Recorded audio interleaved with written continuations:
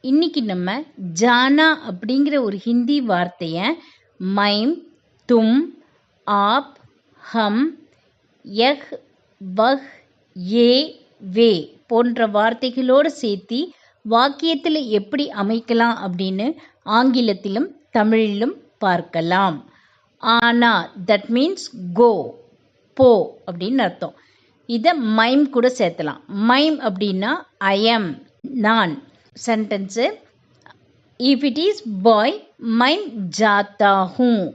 Girl மைம் ஜாத்தி ஹூம். that means I go, நான் போகிறேன். The next word is தும். that means you, நீ. if it is boy, தும் ஜாத்தே ஹோ. girl தும் ஜாத்தி ஹோ. that means you go, நீ போகிறாய். The next one is aap. that means you. it is used in giving respect. நீங்கள். it is boys, aap jaate hain. girl aap jati hain. that means you go, நீங்கள் போகிறீர்கள். The next word is hum. that means we, நாம். if it is boys, hum jaate hain. girls hum jati hain. that means we go, நாம் போகிறோம். The next one is yah, vah. that means he, she, it. இவன், அவன், இவள், அவள், இது, அது. Now we will see the sentence.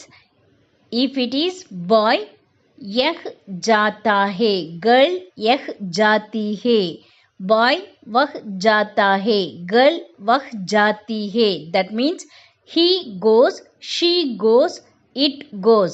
இவன் போகிறான், அவன் போகிறான், இவள் போகிறாள், அவள் போகிறாள், இது போகிறது, அது போகிறது. The next one is A, way. that means these, they, those. இவர்கள், அவர்கள், இவைகள், அவைகள். Now we will see the sentence. boys ये जाते हैं. girls ये जाती हैं. boys वे जाते हैं. girls वे जाती हैं. that means these go, they go, those go.